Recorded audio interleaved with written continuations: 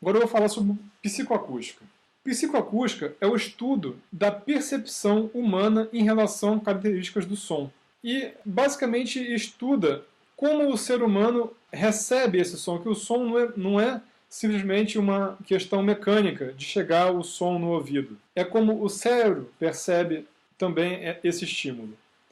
E existem alguns conceitos envolvidos. Curva de audibilidade, bandas críticas, mascaramento. Isso tudo será visto mais adiante.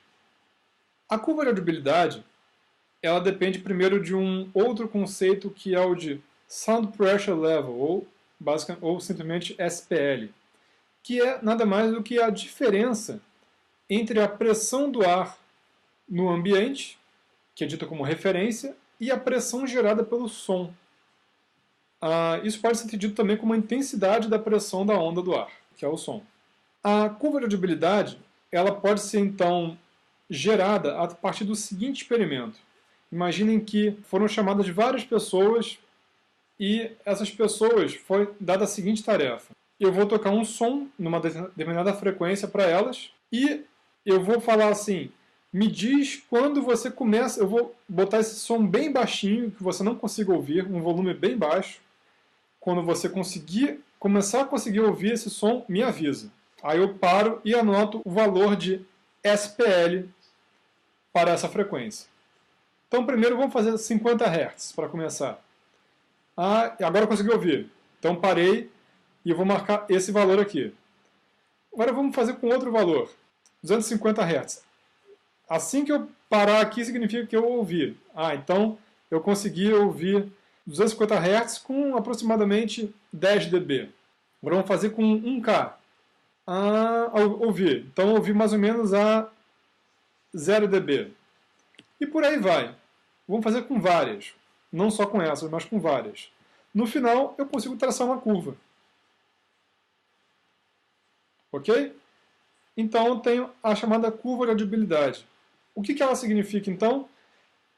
Cada valor dessa curva significa o valor mínimo de SPL que eu preciso gerar esse som para que um ouvinte médio ou comum possa percebê-lo.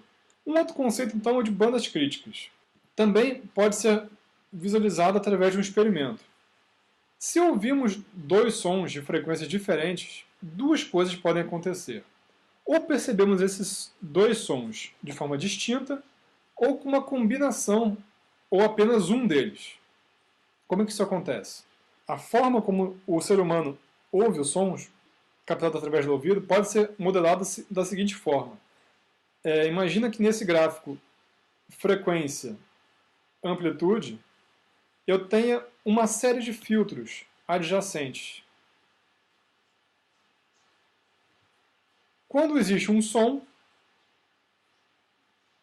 em alguma frequência, essa região do nosso ouvido, ou esse filtro, vai ser estimulado e eu vou conseguir captar, o meu cérebro vai conseguir entender esse som como um estímulo perceptível. Então, por exemplo, se eu coloco uma frequência aqui, consigo ouvi-la nitidamente. Se eu tenho uma outra frequência aqui, eu ouço esses dois sons de frequências diferentes como realmente dois sons distintos. Contudo, se os dois sons caem no mesmo filtro, eu já não consigo perceber esses dois como dois sons distintos. Na verdade, eu consigo perceber como uma combinação deles ou apenas como um deles, ou seja, o que prevalecer. Cada um desses filtros, então, é chamado de banda crítica. Isso aqui é a base para o chamado mascaramento. O que é o mascaramento? O mascaramento é quando um som tem a capacidade de reduzir a percepção que um ouvinte tem em relação a outro som. É a mesma situação quando um som, digamos, tem sua percepção reduzida por um de maior intensidade. É o caso de você tentar conversar numa festa onde a música é muito alta. Você tem que ficar gritando e tal, por quê? Porque o som da música sendo mais intenso, ele reduz a percepção que um ouvinte tem da sua voz. Isso é uma forma de mascaramento. A outra forma é o mascaramento frequencial, que é visto através das bandas críticas. O mascaramento ele consegue alterar a curva de audibilidade. Como? Para isso, vamos ilustrar com o mesmo exemplo, o mesmo experimento da curva de audibilidade, mas com uma modificação. Eu fazia exatamente o mesmo experimento, mas tendo um som presente durante todo o experimento. No caso, vamos falar que esse som é de 125 Hz. Então vamos refazer o experimento. Vou tocar um som a 50 Hz, me avise quando ouvirem. Aqui eu não ouvi, não ouvi, não ouvi. Passei a ouvir. Passei a ouvir, parei e mostrei aqui. Mesma coisa, 250 Hz. Mesma coisa para outra frequência. E daí eu posso formar a minha curva. Seria uma curva de audibilidade alterada. Percebam que a curva que deveria fazer esse trajeto foi alterada por causa desse som dito mascarador. A curva era para ser assim, e com esse mascarador ela é alterada. Qual é a consequência disso? Imagina que eu tenho um som aqui, e esse som ele gera uma máscara. Então, se um segundo som for tocado, for gerado, se ele está abaixo dessa curva aqui, ele é mascarado. E um ouvinte comum não conseguiria ouvi-lo. Agora eu vou falar sobre um dos conceitos básicos sobre codificação, que é a chamada taxa de codificação. O que significa isso?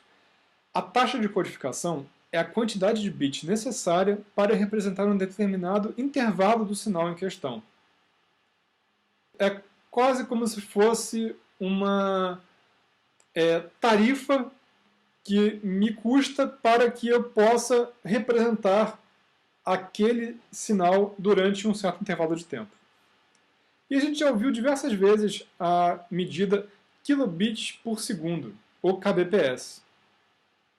Então a gente já ouviu vários valores de taxa de codificação, por exemplo, 64 kilobits por segundo, 128 kilobits por segundo, 384.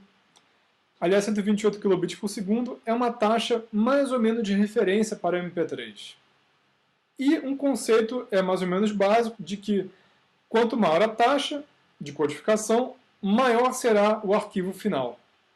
Há uma tendência também de que maior a taxa, maior a qualidade. Nem sempre isso é verdade. Como uma referência, a taxa de um wave a 44 kHz e 16 bits, que é a configuração de um som de CD, é de mais de 1400 kilobits por segundo. Isso aqui é aproximadamente 11 vezes maior que um MP3 médio, ou seja, o MP3 médio consegue ter uma taxa de compressão 11 vezes menor do que a referência, que é o wave de CD. Então agora eu vou falar sobre os princípios do MP3.